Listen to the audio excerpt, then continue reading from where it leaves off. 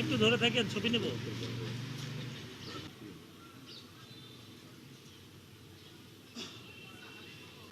প্রশাসন আসলে আমাকে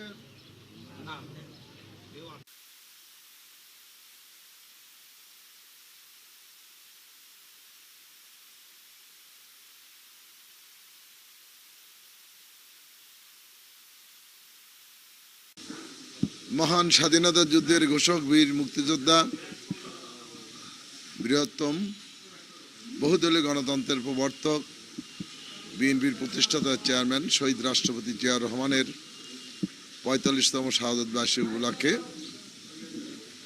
জেলা বিএনপি, শহর বিএনপি, থানা বিএনপি অঙ্গ সহযোগী সংগঠন আমরা ৭ দিনব্যাপী কর্মসূচি নিয়েছি।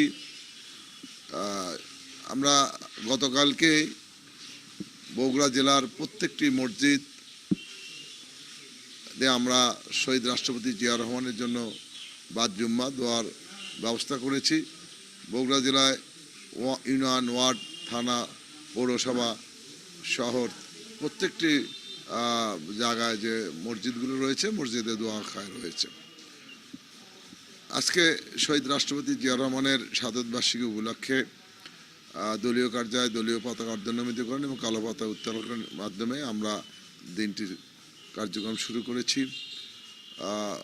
শহীদ জিয়াউর রহমানের প্রতিকৃতিতে পুষ্পমাল্য অর্পণ করেছি এবং দিনব্যাপী জেলা বিএনপি কার্যালয় শহীদ রাষ্ট্রপতি জিয়াউর রহমানের ভাষণ সহ দেশাত্মবোধক গান অনুষ্ঠিত হবে এবং জাতীয়তাবাদী ওলামা দল সকাল ৯টা থেকে দুপুর পর্যন্ত কোরআন তিলাওয়াত করবে দলীয় কার্যালয়।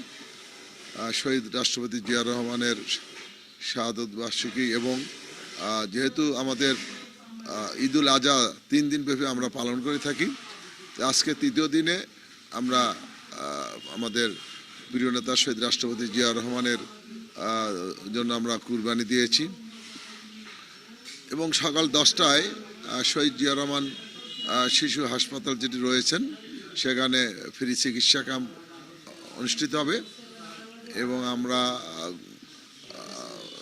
অসহায় মানুষদের আমরা মাংস বিতরণ করব, গোস্ত বিতরণ করব 12টার দিকে।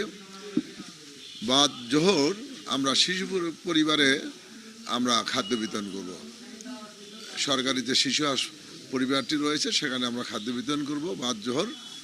বাদ আসর বাইতুর রহমান সেন্ট্রাল মসজিদে আমরা দোয়া মাহফিল আয়োজন করেছি, সেখানে দোয়া মাহফিল অনুষ্ঠিত হবে এবং দোয়া মাহফিল অনুষ্ঠিত হওয়ার পরে আমাদের জেলা বিএনপির কার্যালয় এখানেই শহীদ রাষ্ট্রপতি জিয়াউর রহমানের ৪৫তম শাহাদত বার্ষিকী উপলক্ষে আলোচনা সভার আয়োজন করা হয়েছে জেলা বিএনপির পক্ষ থেকে।